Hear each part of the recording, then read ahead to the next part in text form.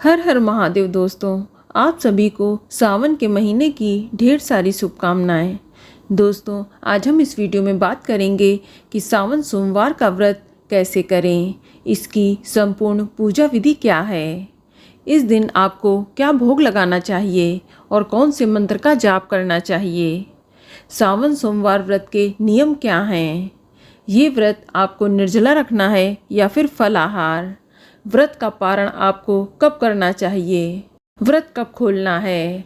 साथ ही कुछ महिलाओं का ये भी सवाल है कि अगर सावन सोमवार के दिन पीरियड आ जाए तो वे व्रत और पूजा किस प्रकार करें और उन्हें पीरियड वाले व्रत में क्या खाना चाहिए।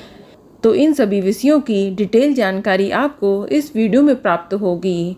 लेकिन वीडियो शुरू करने से पहले आपसे निवेदन है कि यदि आपको ये वीडियो थोड़ा सा भी अच्छा लगे तो कृपया एक लाइक अवश्य करिएगा और शिव जी की कृपा और व्रत की सफलता और मनोकामना पूर्ति के लिए कमेंट बॉक्स में ज़रूर लिखिएगा हर हर महादेव या ओम नमः शिवाय।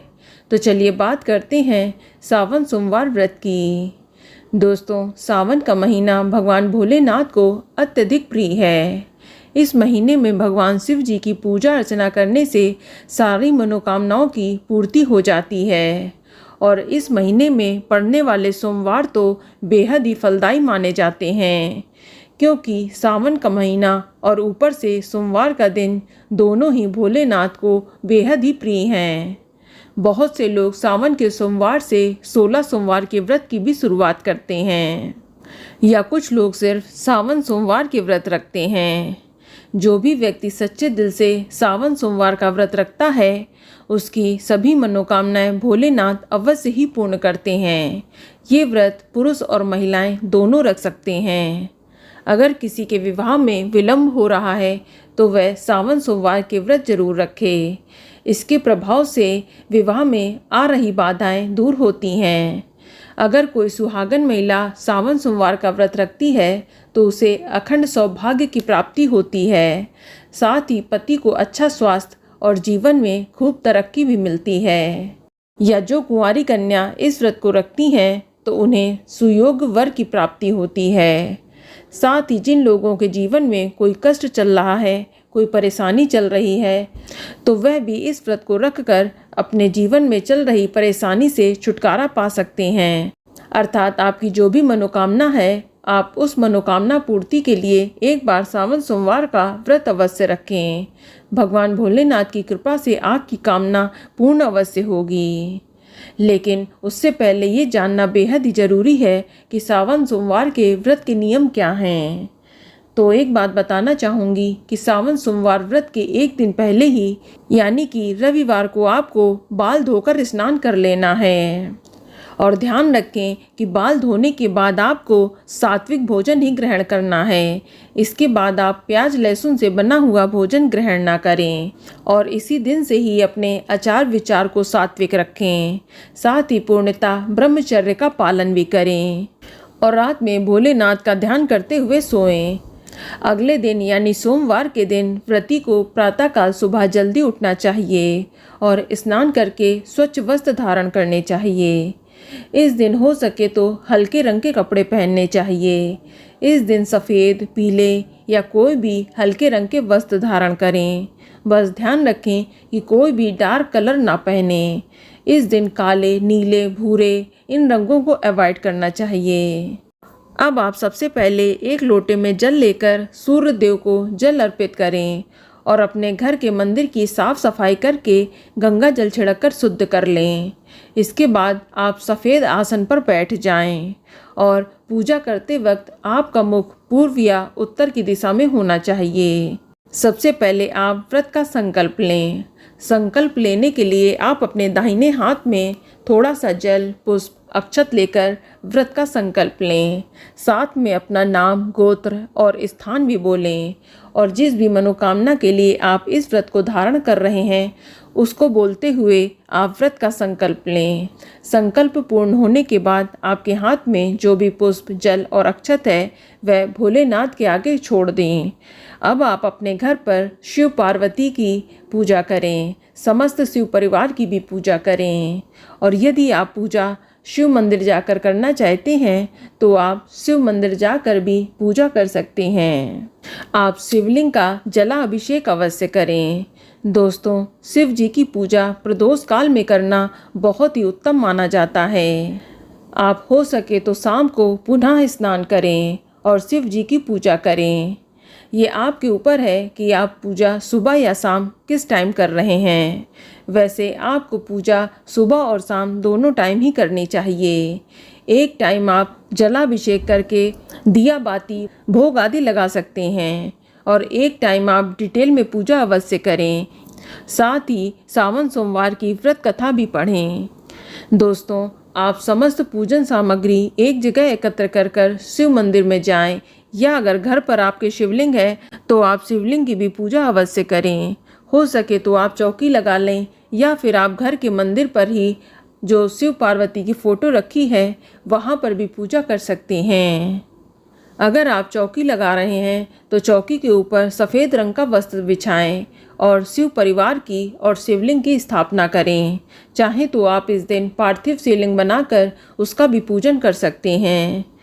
पार्थिव शिवलिंग का भी पूजन करने से कई गुना लाभ प्राप्त होता है। सबसे पहले आप शिवलिंग का अभिषेक करें। आप अभिषेक गंगा जल, शुद्ध जल या पंचामृत से अभिषेक करें। इसके बाद भोलेनाथ को सफ़ेद चंदन का लेप लगाएं, त्रिपुंड आदि बनाएं और वस्त्र के रूप में जनेऊ अर्पित करें। इसके बाद शिव जी को बेलपत्र, समीपत्र, आकड़े का फूल, धतूरा, भांग, भस्म आदि अर्पित करें। ध्यान रखें कि पूजा के वक्त आप भगवान के किसी भी मंत्र का जाप करते रहें या शिव जी का ध्यान करते रहें। आप ओम नमः शिवाय का जाप करते रहें। इसके बाद धूप दीप जला लें और शिव जी को पान, सुपारी, इलायची, लौंग आदि अर्पित करें। साथ में कुछ दक्षिणा भी शामिल करें। अब आप शिव जी को भोग लगाएं। भोग में आप फल या सफ़ेद मिठाई का भोग लगाएं और यदि आप अपने घर में कुछ बना सकते हैं तो आप घर का भी कुछ मीठा, हलवा, खीर आदि का भी भोग लगा सकते हैं। इसके बाद वहीं बैठकर एक माला ओम नमः शिवाय या महामृत्युंजय मंत्र का या श्री शिवाय नमस्तुभ्यम का जाप करें। साथ ही शिव चालीसा, शिवाष्टक, रुद्राष्टक, शिव महापुराण का भी पाठ कर सकते हैं। इसके बाद सावन सोमवार की व्रत कथा अवश्य पढ़ें या सुनें। अंत में कपूर से आरती अवश्य करें। दोस्तों, पूरे शिव परिवार की पूजा अवश्य करें और आखिर में भोलेनाथ से पूजा में हुई भूल चूक के लिए क्षमा अवश्य मांगें। इस तरह से विधि पूर्वक आपको सावन सोमवार व्रत की पूजा करनी चाहिए। चलिए अब जान लेते हैं कि सावन सोमवार व्रत में आपको क्या खाना चाहिए और क्या नहीं खाना चाहिए। दोस्तों, बहुत लोग ये जानना चाहते हैं कि आखिर सावन सोमवार व्रत उन्हें निर्जला धारण करना चाहिए या फिर फलाहार। तो मैं आपको बता दूं कि सावन सोमवार का व्रत आप निर्जल और फलाहार दोनों तरीके से रख सकते हैं। अगर आपकी शारीरिक क्षमता है तो आप इस व्रत को निर्जला धारण कर सकते हैं, अन्यथा आप सुबह की पूजा के बाद फलाहार करके इस व्रत को पूरा कर सकते हैं। दोस्तों, सावन सोमवार व्रत में आप सुबह की पूजा करने के बाद अगर आपने निर्जला व्रत नहीं रखा है तो इसके बाद आप जल, चाय, दूध, पानी, ड्राई फ्रूट्स, जूस आदि ले सकते हैं और इस व्रत में आप शाम के समय व्रत का पारण भी कर सकते हैं। कुछ लोग पूरा दिन का व्रत धारण करते हैं और अगले दिन सूर्योदय के बाद व्रत खोलते हैं, लेकिन कुछ लोग इस व्रत को पूरा दिन करने के बाद शाम की पूजा आरती के बाद इस व्रत को खोल लेते हैं। अगर आप शाम को व्रत खोल रहे हैं तो ध्यान रखें कि इस दिन सिर्फ एक अनाज का मीठा भोजन ही करना चाहिए। इस व्रत में नमक का सेवन पूर्ण रूप से वर्जित है। आप सिर्फ मीठा भोजन ही ग्रहण करें। आप इस दिन खीर या दही पूड़ी या दही पराठा या फिर मीठी पूड़ी या मीठा पराठा आदि बनाकर खा सकते हैं। लेकिन जो लोग बीमार हैं और नमक के बिना व्रत रखना पॉसिबल नहीं है तो इस स्थिति में आप निसंकोच सेंधा नमक यानी व्रत वाले नमक का इस्तेमाल कर सकते हैं। बस आप सफ़ेद नमक का इस्तेमाल ना करें। चलिए अब जानते हैं कि सावन सोमवार का व्रत कब से कब तक चलता है। दोस्तों, सावन सोमवार का व्रत सोमवार के दिन सूर्योदय से लेकर तीसरे प्रहर तक चलता है। इस व्रत को बहुत से लोग सूर्यास्त के बाद शाम की आरती और पूजा के व्रत खोल लेते हैं।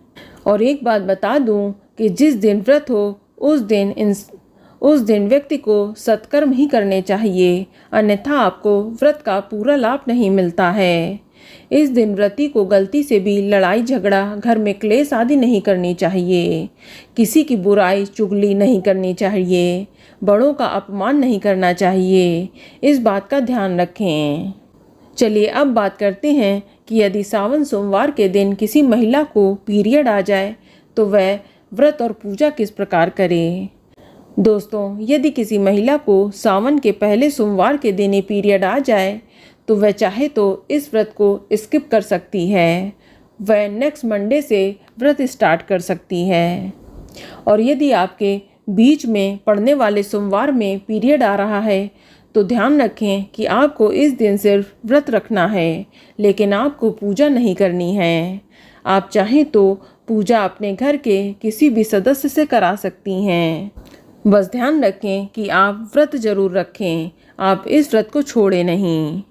बहुत से लोगों का ये भी सवाल है कि अगर उन्होंने सुबह की पूजा कर ली है और दोपहर में पीरियड आ गया है तो क्या वह व्रत छोड़ दें या नहीं। तो एक बात बता दूं कि यदि आपने व्रत की शुरुआत कर दी है तो आप उस व्रत को बीच में ना छोड़ें, बीच में भोजन ना करें। आप उस व्रत को कंप्लीट अवश्य करें। और रही बात खाने पीने की, तो आपको इस दिन वही खाना है जो आप हर व्रत में खाती आई हैं। बस आपको भगवान को भोग नहीं लगाना है, क्योंकि पीरियड में भोग प्रसाद खाना वर्जित होता है। आप भगवान को बिना भोग लगाए अपने हिस्से का भोजन बनाकर खा सकती हैं। तो दोस्तों, ये जानकारी आपको अच्छी लगी तो कमेंट में हर हर महादेव अवश्य लिखें। और अगर आपका कोई सवाल है तो कमेंट बॉक्स में अवश्य पूछ लें। और इस वीडियो को लाइक करें, शेयर करें और साथ ही साथ चैनल को सब्सक्राइब करें। धन्यवाद।